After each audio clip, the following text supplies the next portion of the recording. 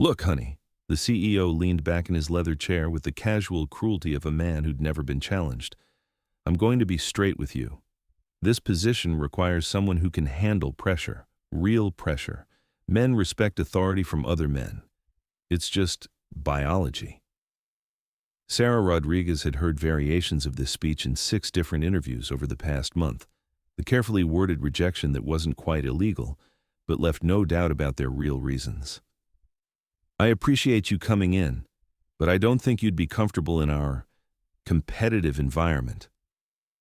What he didn't realize was that the uncomfortable competitive environment he was describing was a Tuesday afternoon compared to leading night raids in hostile territory. The woman sitting across from him had literally dodged bullets and made split-second decisions under enemy fire.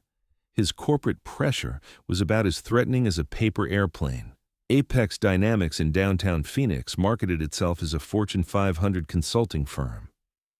In reality, it was a mid-sized company operating with an old-school boys' club mentality. CEO Richard Sterling, 58, had inherited the business through family money and a Harvard MBA. His views on women were straight out of the 1950s. Sarah Rodriguez, 34, was a newly retired Army Ranger captain. She'd served 12 years in the military, completed 3 Afghanistan tours, and led complex operations in combat zones. Now she was looking for a new career in civilian life, and it wasn't proving easy. Apex Dynamics had posted a position for Strategic Operations Director. On paper, Sarah's qualifications were a perfect match. In reality, Richard Sterling had no intention of seriously considering female candidates. Sarah's interview process had started with what most women recognized: unnoticed microaggressions and subtle put-downs. Receptionist: Captain Rodriguez is here for the meeting. Are you his assistant? Sarah: I am Captain Rodriguez. Actually, former Captain Rodriguez, Army Rangers. The other candidates in the waiting room, all men, had been surprised to see her. Expensive suits, self-assured attitudes, private school confidence. Sarah's presence had made them uncomfortable. In the first interview round, the panel consisted of 5 middle-aged men: HR director, operations manager, 2 VPs, and Sterling himself. Do you have management experience? They'd asked. Sarah hadn't mentioned commanding a company of 200 people. She'd simply said, yes, I've led teams of various sizes. Her humble approach had been interpreted as weakness. The second interview had been more insidious, questions that were technically legal but clearly designed to discriminate. This position requires a lot of travel. Do you have family obligations? They legally weren't asking male candidates this question. Clients can sometimes be aggressive. Can you handle tough negotiations? Sarah had negotiated with Taliban fighters. Corporate executives were like kindergarten children compared to them. Physical presence is important for this role. Sometimes an intimidation factor is needed. Sarah was 5 feet 6 inches, but combat trained. She had a more intimidating presence than most corporate executives. Every question implied that she was female and, therefore, unsuitable. The third interview had been salary negotiation with the HR director. Our initial offer is $85,000, the HR director had said while shuffling papers. The job posting had specified a $120,000 to $140,000 range. That's very low, Sarah had responded calmly. Since you don't have an experienced corporate leadership background, you need to start at entry level. Sarah's military leadership experience was more comprehensive and challenging than any of the corporate executives. But military service didn't count as real experience. Are you offering the same starting salary to male candidates? The HR director had smiled uncomfortably. It has nothing to do with gender. It's purely experience level. The final interview was held in Sterling's office. Oak-paneled walls, expensive art, power symbols everywhere. Under the guise of interviewing, Sterling was trying to intimidate Sarah. Sarah, he began in a patronizing tone, I'm someone who speaks directly. Sarah remained silent. She'd learned in combat. Let the enemy talk and give intel. This industry is tough. Men respect authority from other men. That's just reality. Sarah's expression didn't change. Women are naturally more collaborative, less aggressive, wrong fit for this role. Sterling was warming up to his main argument. Plus, our clients are conservative, old school. Military background is nice, but women in the military are perceived differently. Sarah could now see the full picture. Look, honey, Sterling leaned back for the final blow. I'm going to be straight with you. This position requires someone who can handle pressure, real pressure. Men respect authority from other men. It's just biology. There it was. Full sexist reasoning coated with a thick layer of biological determinism. I appreciate you coming in, but I don't think you'd be comfortable in our competitive environment. Sarah was quiet for a moment, then she spoke. Mr. Sterling, Sarah's voice was steady but charged. You've talked about pressure and competition. Let me tell you about real pressure. Sterling's confident grin faltered. 2018, Helmand Province, Afghanistan, 3 a.m. night raid. According to intelligence, high-value target in Taliban compound. We have 15 minutes in and out. Sarah stood up, her military bearing becoming visible. I'm commanding 50 Rangers in enemy territory, no air support, limited communication. Every decision I make affects my men's lives. Sterling's face color changed. As we approach the compound, ambush, IED explosion, 2 soldiers down. I have 15 seconds to decide, retreat or push forward. Sarah approached the desk, getting to Sterling's eye level. I didn't panic because of biology. I didn't compromise my decisions because of hormones. I led my team to safety and completed the mission. You talk about corporate pressure, Sarah continued. I've experienced real pressure, aggressive clients. I've negotiated with Taliban fighters, deadline stress. I've made critical decisions under mortar fire. Sterling was now shifting uncomfortably. You talk about men's biological authority.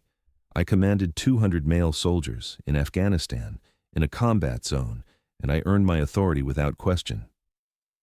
Sarah pulled out her phone and showed a photo. This is a Bronze Star with valor. I received it for rescuing wounded soldiers under enemy fire. Is that biology? Second photo. This is also a Distinguished Service Cross. I received it for leading an international operation. Is this collaborative? Mr. Sterling, Sarah lowered her voice, you're explaining to me how challenging office politics can be. I coordinated with coalition countries during wartime. Sterling's arrogance had completely deflated. You talk about budget pressure. I managed a $50 million military budget, a budget where mistakes cost human lives.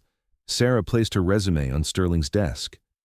What you don't see on this resume, 2,000 successful mission hours, 0 casualties under my command, perfect security clearance, leadership commendations from 4-star generals. Sterling was speechless. Now, let me explain corporate reality to you, Sarah continued. You talked to me about men's biological authority. I'll tell you about legal reality. Sterling swallowed hard. Employment discrimination based on gender is a federal crime. Title VII violation. Recorded conversation. Sarah tapped her phone. Clear evidence. Sterling's eyes widened. Additionally, discrimination against veterans has additional federal protection. USERRA violation. Double legal jeopardy. Sarah smiled coldly. You talked about biology. I'm talking about legal biology. Corporate death from discrimination lawsuit. Sterling went into panic mode. Wait, there's been a misunderstanding. I was just what? Sarah cut him off. Illegal gender discrimination, veteran status discrimination, sexual harassment through demeaning language. Sterling's desperation was visible. Do you want the job at the right salary?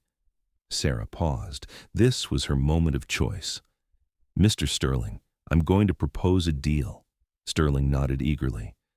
I'll take this job at the full advertised salary, $140,000, plus leadership training responsibility for your entire management team. Sterling hesitated. Because frankly, Sarah continued, your management team is amateur. I'll teach professional leadership. Additionally, Sarah continued her conditions, company-wide anti-discrimination training will be implemented. You'll hire professional consultants. Sterling nodded reluctantly. And I'll receive quarterly reports on hiring practices, gender equality metrics, transparency. Sterling was now fully defeated. If these conditions are accepted, I won't pursue legal action. If rejected, my lawyers will file a federal complaint Monday morning. Sterling had no choice left. Deal, he whispered. Sarah's first day at the company brought dramatic change. Sterling had to introduce her to the entire staff as the new strategic operations director with full salary and authority. The male executives were shocked, a woman in an authority position, and she had clearly intimidated Sterling. Sarah's first move was a comprehensive review of existing operations. Corporate inefficiencies became apparent when exposed to professional analysis from a military perspective. Within the first month, Sarah's leadership changes increased company efficiency by 40%. Military precision and strategic thinking brought organization to corporate chaos. Sterling, initially resistant, began depending on Sarah when he saw results. Her expertise helped them win the company's largest client contract. Other female employees felt empowered by Sarah's presence. Office dynamics slowly shifted in a more inclusive direction. Most importantly, Sarah successfully translated military leadership principles to the corporate environment. Discipline, accountability, and merit-based evaluation were integrated into corporate culture.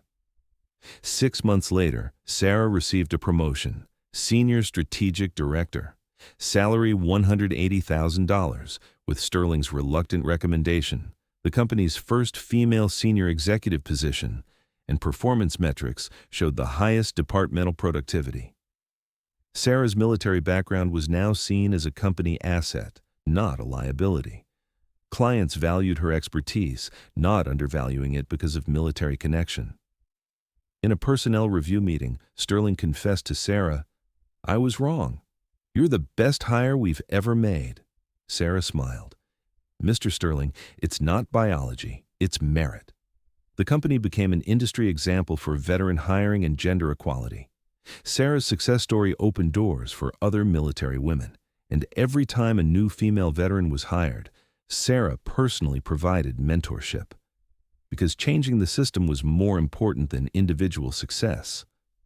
On Sarah's office wall hung a simple plaque, "Leadership has no gender, only character." On every challenging day, she looked at that plaque and remembered her Afghanistan missions. The corporate boardroom wasn't as dangerous as a combat zone, but the same principles applied: courage, competence, and commitment. And every day, new female veterans called for job advice. Because real victory isn't individual, it's systemic, opening the path so others can follow. Sterling was now active on the company diversity committee. The conversion wasn't complete, but progress was visible, and Sarah was building a foundation for the next generation of female leaders. Because the best battles are the ones that change the entire battlefield, and Sarah Rodriguez had captured new ground in corporate America. If this story touched you, subscribe to Real Talk Tales and hit that like button.